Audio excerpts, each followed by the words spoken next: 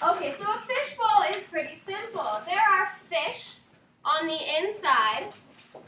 You're not actually fish. You're going to be scholars who are discussing a book. So today we have, I think, 16 with us. Yes, Miss Fuller? I believe so. So there would be 8 scholars on the inside sitting down in a circle, and there would be 8 on the outside who are taking notes but are completely silent.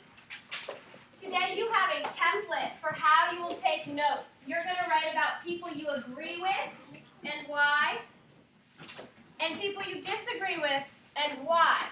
But you are completely silent as an outside observer. The fish are the only people who can speak.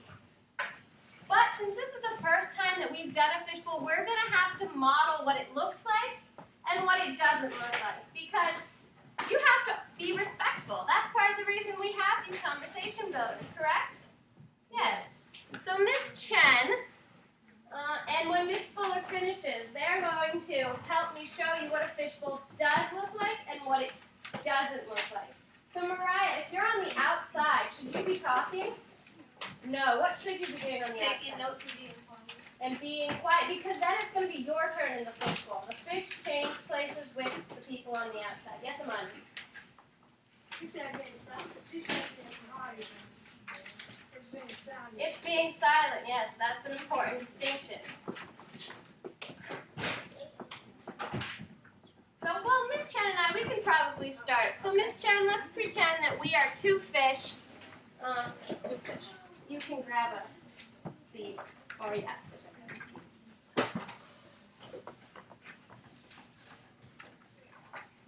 All right. Mylene, can you please read? Can you please read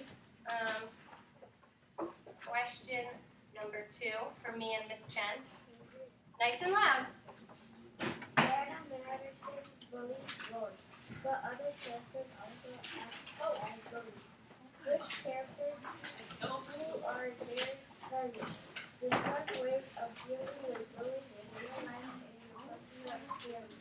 So I'm going to pause you for a second. Those of us who are coming in, we are modeling what a fishbowl looks like. You need to be silently putting away your things and getting your ELA binders and hoot books silently. All right. So in a fishbowl, there's no one person who has a turn. The first person who starts talking will start the discussion, and you go from there.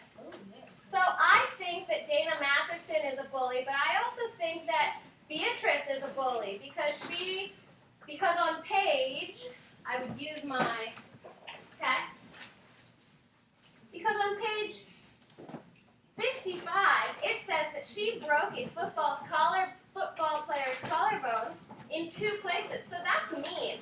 She's being a bully. I think she is being a bully, but there are some places in the book where she's not being a bully. No, I think you're wrong. That's definitely, that she's totally a bully. You're totally wrong. Wait, are we modeling what it should be? That's what it shouldn't be. Oh, shouldn't be. Was that very respectful? No. No. What's a better way that I could have told her that I don't think the same way that she does? Jasmine? I disagree with your opinion. I disagree with your opinion. So it's what it sounds like. It sounds like respectful conversation, right?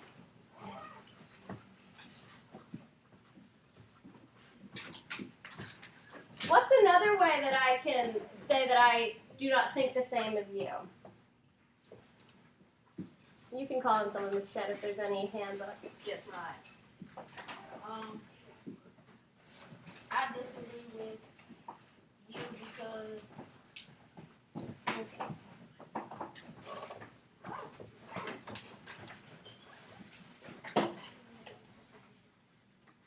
Yes, Jasmine. I disagree with your opinion. I disagree. I disagree with your opinion. So like I said, there's no one person, there's no clock, there's no order. So how can we make sure that everyone gets a turn, but in a respectful way, so that we're not just talking over each other? Any new hands? Suraj, what's one way that we can make sure that everyone gets to talk if there's no teacher calling on you? Could raise a hand. Sorry? I didn't know you were cold calling. Oh, yeah. Kayla.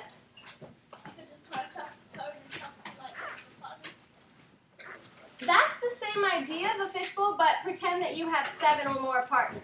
So you're discussing this like you were in the lunchroom. How do you figure out who's going to talk next in the lunchroom when it's talking time? Amani? Like, if you try to say, like, try to talk a whole page or something, like, put it in 10 or 5 words. Okay, so make sure that you're talking in concise statements or statements that are not super long.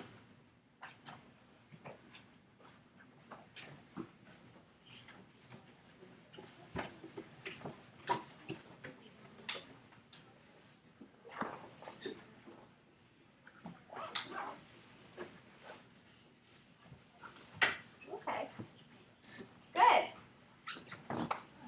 How does this look when we're doing things in a respectful way? How are the people on the outside behaving? Jasmine?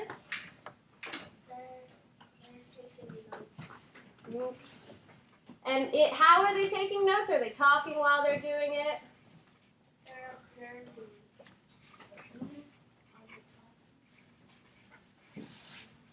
So what's the noise level of the people on the outside?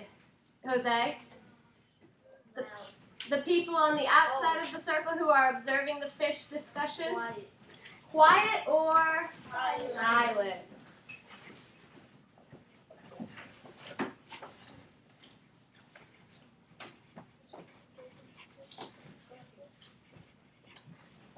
And the people on the inside, what are they doing? What does it look like? What can we see them doing? Brian, what can we see the people in the center of the circle doing? Taking notes.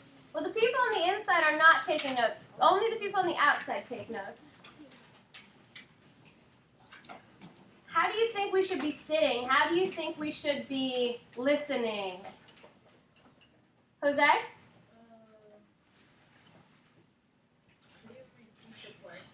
So what can we see when the people on the inside are sitting in a circle? How do you think we should be sitting? How should we be showing that we are paying attention?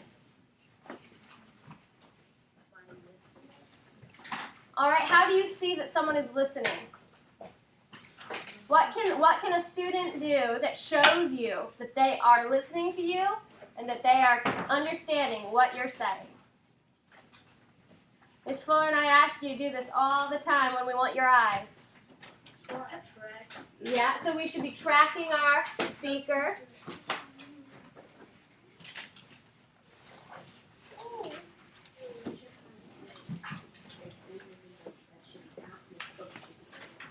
And how should we be sitting? Then we'll actually get started on it. James? In slant with our legs straight out like this? No, Andre?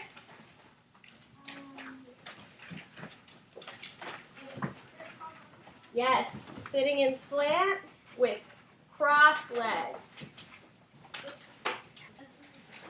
Because we have a lot of scholars in here and not a lot of space, so we're going to try and keep as close as we can. So my friends who just came in late, please make sure you have your ELA binder, you have your conversation builders and extenders chart, and your hoops book. Please make sure you're putting away all your personal belongings. The game net is Tuesday and Wednesday. Today is Monday. So Miss Fuller, if you would like to call, how many are we at now? 20? 20. If you would like to call, well that makes spacing a little more difficult, doesn't it?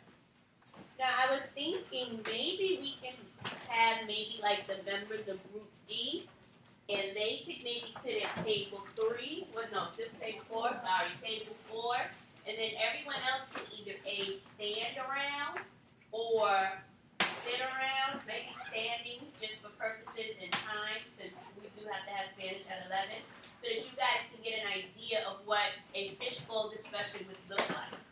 Okay. Okay? So unless you are a member of Group D, Group D members are going to be sitting here. You guys are going to you're going to need your conversation builders and extenders, and you're going to need your hoop book. And Ms. Perna is going to pose a question to the group where you guys are going to discuss. Everyone else, we are going to give you either a clipboard or a dry erase board, and you're going to stand around. And I want you to envision a fishbowl. What is inside a fishbowl, Mariah? Fish. So I want you to pretend that Group D members are fish. And when you're looking at fish, what are you doing? You're just watching them, observing them, watching them move, watching the little lips move. They make those little fish faces. So you're just going to be watching them. But in this particular case, you're going to be watching and listening to their conversation, and you're going to be observing, not through talking, but through the graphic organizer that Ms. Perna is going to suggest. And this is a way that in middle school, high school, and even college, even now, my daughter does fishbowl discussions. So this is a way to discuss different novels or different texts. So we're going to model that for you. Are there any questions? All right, excellent. So let's start this way. If you are sitting at table 4 right now and you are not, NOT, you are not part of Group D, can you please stand silent?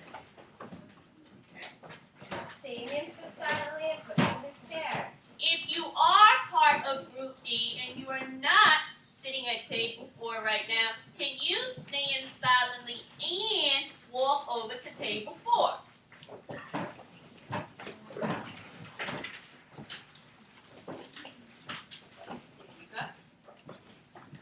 Excellent. You can have a seat wherever. You guys are going to be the fish for now. Now, if you are not part of Group D and you are about to be someone who is observing, I want you to literally stand around the table. In a large circle. Stand around the table. Stand around. So see how he's standing around? Now you can put this down for now. Not necessary because we're going to give you something to write on. And I'm sorry, when you come to stand around, again, move back a little. You don't want to You're be in the touching water. the fish. You're not in the water, so you shouldn't be touching the table. If you're touching the table, that means you're in the water with the fish. Stand around. Stand up. And we're going to give you a clipboard or a dry erase board to write on. So stand up. I'm trying to stand. There we go. And we're going to stand around the fishbowl. So make a nice spread out circle. So You should be you're on going top to of move anyone. over so that you can hear. Yes, there we go. You can move that way a little later. Thank you. Excellent. Okay. So you need a pencil if you are in the audience, because Sorry? you are taking notes. No, I'm going to be helping the conversation. You can come around this way a little. Yes, sir. We're going to pose a question to you, and you guys are going to discuss. Yes. One more. Now, before we actually discuss, Ms. Perna is going to briefly go over with you, I mean the people who are observing, who are outside of the fishbowl. She's going to briefly discuss with you what type of notes you're going to be taking as you listen to the conversation that Group D, the fish, are posing. One fast step. So those friends who, when you receive your organizer, you should be looking it over. While you do that, I'm going to quickly walk the attendants downstairs. By the time I come back upstairs, we should be ready to begin. So if you're taking notes, you are writing down, I agree with. There are 3 spots for agreeing and why. I agree with Mariah when she said, yes, you can write your name and date. You have to tell me why you agree or disagree with somebody. So with the agreeing, if we're looking at our graphic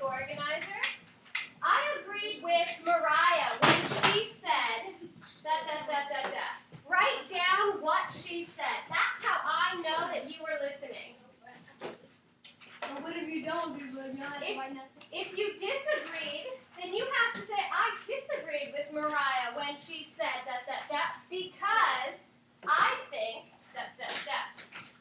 So you should have something written on this paper. The clipboards need to stay in your hands. Daryl is holding it with both hands. Sincere is making sure he doesn't drop his clipboard when he writes. Yes, to Kayla. What's the topic? Ah, yes, the topic is hoot.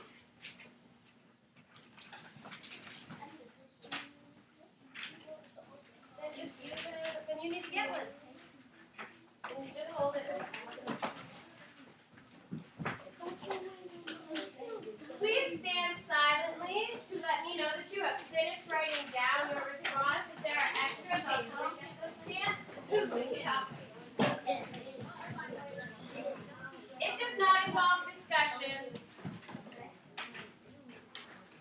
I see that Layla is ready to discuss, or observe the discussion, I should say. That is not relevant right now.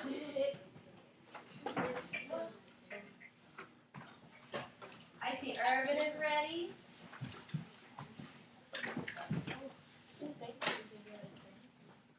Trayvon is ready. All right, Fish. The first question that you are going to discuss is, now listen because it's a long quote. Mrs. Eberhardt tells Roy, sometimes you're going to be faced with situations where the line isn't clear between what is right and what is wrong. Your heart will tell you to do one thing, and your brain will tell you to do something different. In the end, all that's left is to look at both sides and go with your best judgment. Talk about parts of the book, incidents, where Roy's heart tells him to do one thing, but his head tells him to do another. As an observer, you are a silent onlooker in the whole book, in all that we've read so far. So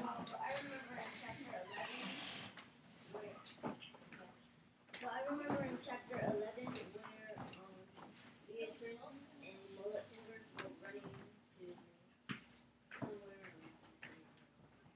and then the police car was on the other side, and Roy's heart was thinking that he should go with Mullet Fingers and Beatrice and Mullet, and his brain was telling him to tell the police what the heck just happened.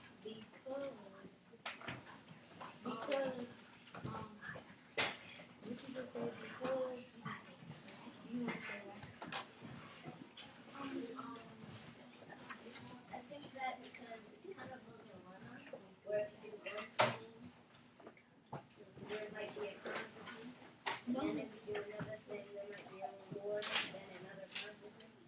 Because I disagree with you. I agree with you. I want to say the words that I don't really when you see it because I think I don't agree with your reason, and I think the reason is to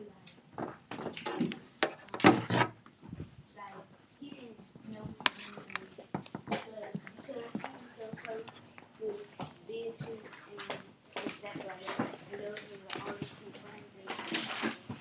I think it said this. Make sure you're talking loud enough that everybody in the room can hear you. 11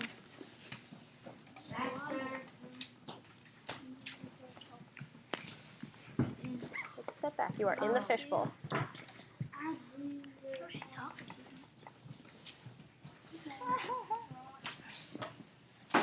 I agree with Siraj because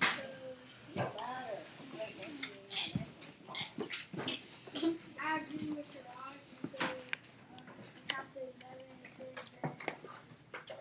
that Roy, he wasn't sad with mother things like because he's dying with the mother things and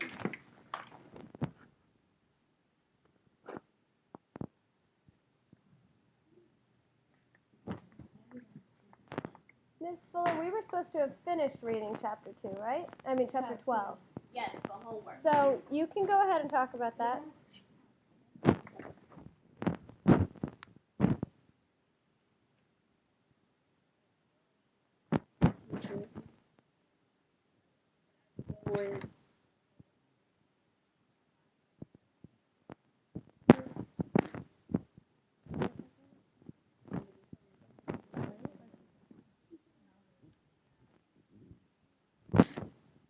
And they really wanted to find a cure for mullet.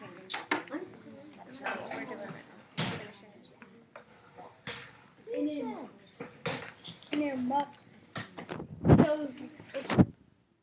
Because that.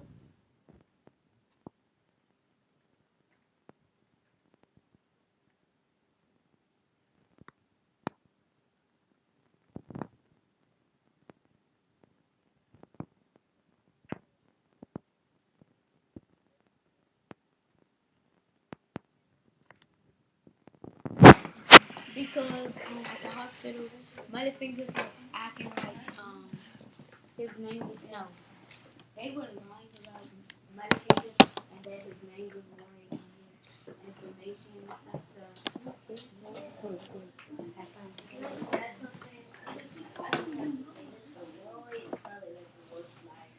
S-I-R-A-J. Who's here? S-I-R-A-C.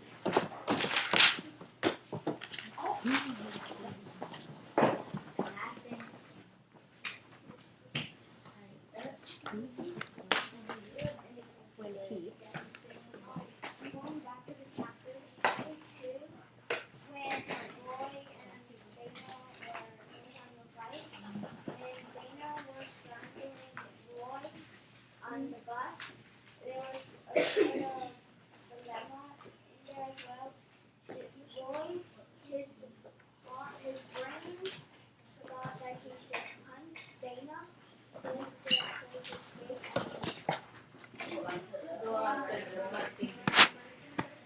But his heart often tells us to not do everything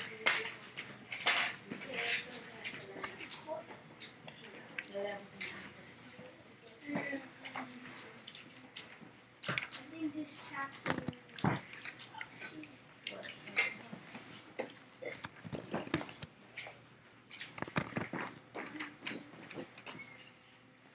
Chapter 2.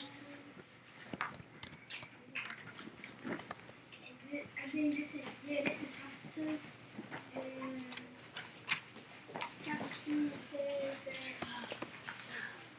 that when Roy tried to confront Beatrice.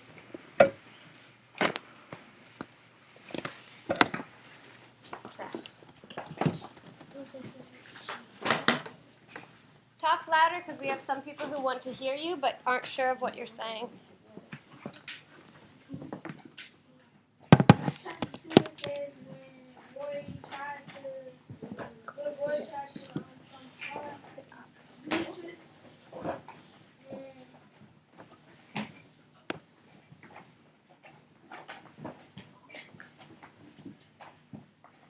I didn't really see it all.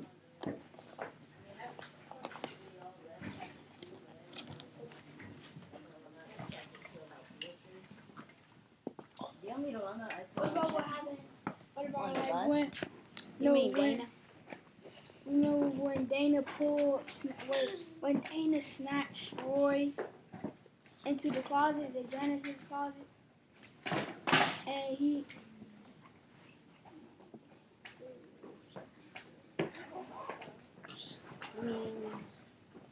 You mean when Yeah.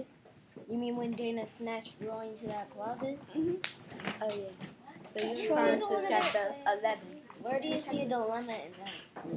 We had two. Even louder, guys. We still have some people who can't Chapter hear. 11, right? Yeah. Okay. You all know what a dilemma is, right? Choice you got to make. Huh? Choice you got to make. Yeah, it's when you have A decision. yeah, it's when you have two or more choices, Yeah. and it's a really hard choice that you just have to. So I'm going to give you another question now. Okay. Have you personally ever been in this type of situation where your heart tells you one thing, but your head tells you another? What did you do? Well, actually, I was in a situation like this just last night. Andre already knows this, but I have a project in aftercare. It's a multiplication project that's due tomorrow. What? Yeah, it is due tomorrow. Seriously? Okay, come on. And I had two choices. My mom said, so my mom got this little, what's it called, a template. Tablet? Templates. And I had two choices. I could make one specific type of card that could have been better for my project. But then there was this other specific type of card that I really, really, really wanted to make my project even better. And I was thinking like, oh my god. And I didn't know what to do. And then what did you do? And then I decided to go with the first. And then I decided to go with the first option because even though my project really, really could be even better with that specific card, I needed this specific type of card so that way I could finally just complete my project. Excuse me, Fish, can you talk louder? Because the people who are observing are claiming they can't hear you, and that's the reason why they're not writing. So can you just talk a little bit louder? I know normally when you're having a discussion you wouldn't be yelling, but if you guys could just talk a little bit louder so that our friends who are observing can jot down whether they agree or disagree, that would be marvelous. Thank you. Yeah, I just finished. One day I was it was just this Thanksgiving. I was in a situation when I was trying to, my papa asked me why didn't I stay home with him. And then I really wanted to go to North Carolina to see my niece. But then I had to pick and choose. So I picked to go to North Carolina to see my niece because I haven't seen her in a long time. And this happened last Christmas, this happened last Christmas. I don't believe in Santa. And and then Santa Claus. I don't believe in Santa Claus.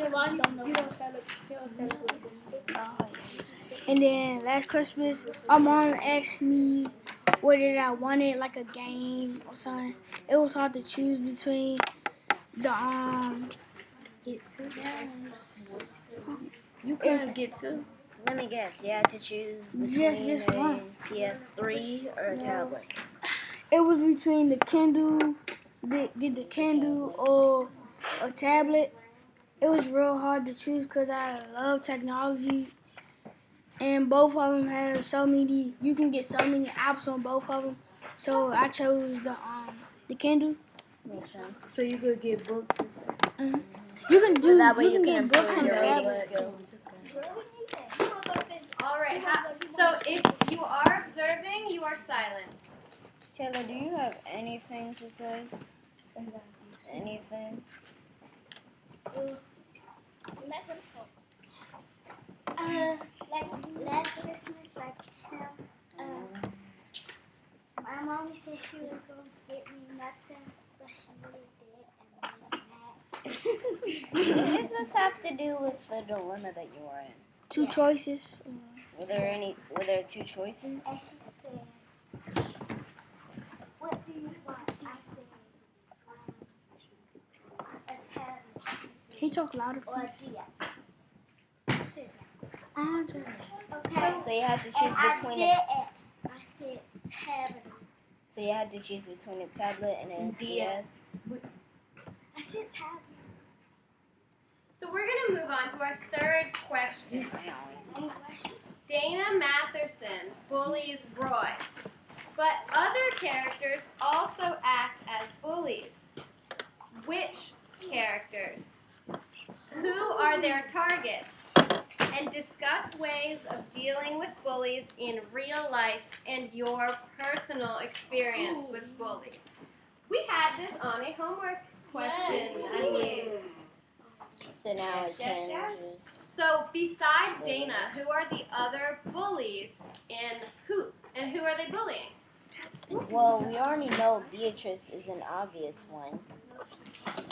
She goes back and forth. Sometimes she's nice. And Sometimes. sometimes she's mean. Well, he could talk about the part where she was. So Talk about fish what? observers, make sure the that you are part writing down if the you part agree or that she disagree bullied. with the people they label as bullies. Well, What about? I wrote. Okay, Yeah. You said Garrett.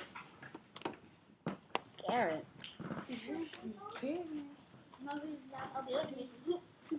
Alright, come on. Okay, What so about? who else is a bully? It could be.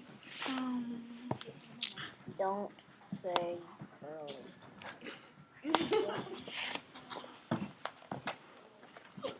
Molly thinks that he's not a bully.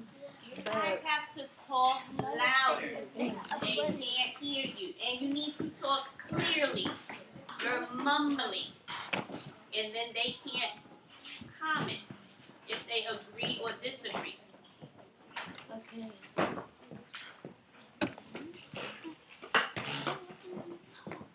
So the first person you said was Beatrice. Did you give evidence to support why? No. Siraj did. Because Well, I remember Siraj. Did you mention Beatrice? yeah. Okay, She and kinda then it goes back started and going forth down and to back like and a forth. mumble. So How she why doesn't- Beatrice? I think Beatrice is kind of a bully because she goes back and forth and back and forth. Like when in chapter I don't know, it was either 1 or 2. In chapter 2, when Roy bumped into Beatrice, Beatrice had Beatrice had confronted Roy and kind of like say, "Get off my back and mind your own business." That's when she first met. Remember, talk loud. You can ask questions of people. Use your extenders and your builders. How do you know that? Can you give me another example? Go ahead. I agree with Siraj because when Beatrice first met, can you stop? Because it's not going. When Beatrice first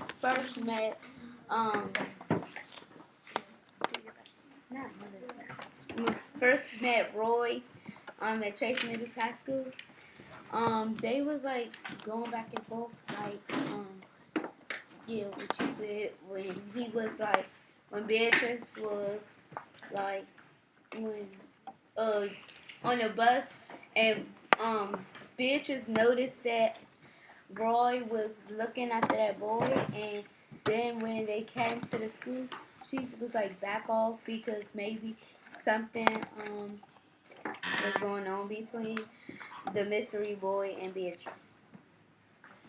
Go on. So are you saying something mysterious or bad had happened and Beatrice didn't want anybody to know? So she was like, get off, this is none of your business. This does not matter to you. I think Officer David Delinko's boss, what's his name? Chucklemuckle. Chuck Muckle. Yeah, Chucklemuckle. I think he's targeting Officer Delinko. He's what? He's targeting. No, Chucklemuckle is bullying. Also, I would say Chucklemuckle is bullying Officer David Delinko because he remember when Officer David Delinko was on desk duty, and I think even though Officer David Delinko wasn't doing his job, I think he should never been behind the desk duty because we had a question about that on our chapter questions. So are you saying that desk duty didn't really fit the crime, and because of that, it was kind of like bullying? Yeah. Because I don't really see how being behind desk duty for a month kind of fits into having our car spray painted when you were sleeping. And because of that, you're saying that that's a form of bullying. Well, wasn't Mr. Muffle the person that was in charge of Yeah, Curly? Yeah. He didn't have to do with Officer Delinko. That was Curly's boss. Mr. So you're Muffle. saying Officer David Dolinko's boss was the person who was bullying Officer David Dolinko? So I think you might have to think about some clarity around that. Mr. Muffle was the person that was Curly's boss, the foreman. So I like how you said Mr. Muffle was a bully, or could be considered a bully. How was he bullying or trying to intimidate Curly? Oh yeah, I just wanted to clarify. You were getting a little. because I guess he was rushing, like, you know how Curly wanted to like the guard dogs when he wanted the guard dogs, Oh yeah, yeah. and Oh, speaking and of then Chucklemuckle, if Chucklemuckle was gonna give Chucklemuckle was gonna give Curly the guard dogs if Curly did something for Chucklemuckle, and he was rushing him. He was like, can you please do it? He was rushing him to do the thing that he wanted to do. I'm trying to And figure I out think something. Muddy Fingers, well, I think it's because I don't really think it's considered bullying, but it seemed like he was like messing with the dogs because he put in the snake. He put in the snake to make the dogs run away. We're going to move on to our last question in our... Oh, sorry, Siraj, you may build, and then we'll go to our last question. speaking of the guard dogs, But wait until your observers are silent. Chief Merle, that's his name. So, observers, I see Trayvon is silently writing. Chief Merle. speaking of the Kayla guard, is silent. Take it away, Siraj. speaking of the guard dogs, I'd say that another form of bullying was when Carlo took the guard dog. You mean Curly? No, Carlo, the owner of the guard dogs, a new yeah. character. You know that German guy? Kalo. Yeah, Caleb. We been introduced to him. When Kayla was yelling at was it Curly or Officer? Was yelling at Curly because they were snakes and the dogs were barking like crazy. Because the dogs were scared of the snakes. And then Kayla was yelling like crazy at Curly. It was like, got this 4,000. Something like that. All right, our last question for today is, which character is the most like you and why? Use specific examples from the text that the character has done that is similar to something that you have done. I think now we should start with Taylor. Which character You're is Beatrice. like you? You should be able to do this really easy. Beatrice. You have nice eyes. They're ready. I'm not trying Like to sometimes you can be nice, and then sometimes you're A jerk. grumpy. Taylor. Beatrice. Beatrice is like me. Because Sometimes I'm mean, sometimes I'm not. And can you give an example of why Like what when she you were, did and what you did? for example, and could you start when you were being nice? Just One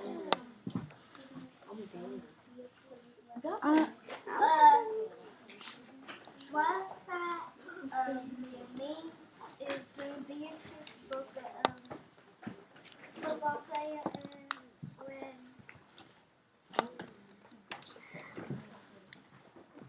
Did you ever break somebody about something? no.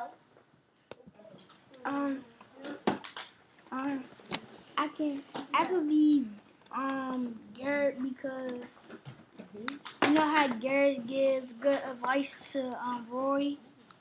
I can sometimes give advice to other people. But you don't make farting noises 24 hours a day. But he has another character trait. He gives a He's a great advice giver. Yeah, to Roy. Can you give an example of when he gave good advice to her?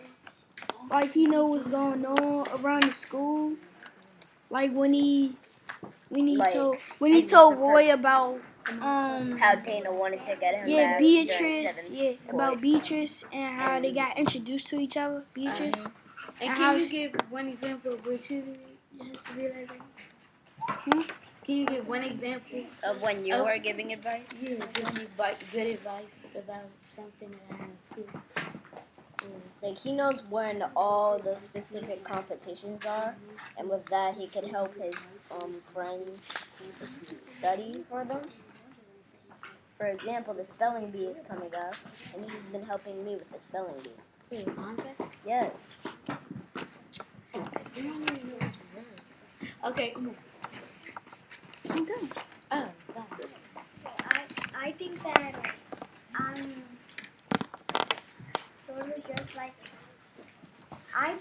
sort of just like Roy because of the situation with moving places to places. I usually move from place to place and change schools because of the situation that I have, and I'm also just like him because of how I've actually been bullied before.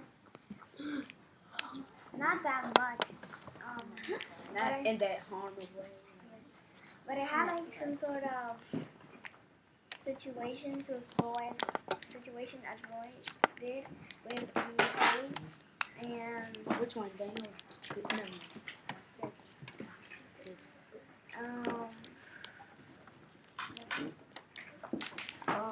I'd say I'm probably a lot like what's his name? Officer David Dolenko. Only because shut up. Come on. Seriously? Alright, Siraj, you've got the last word. You can wrap it up.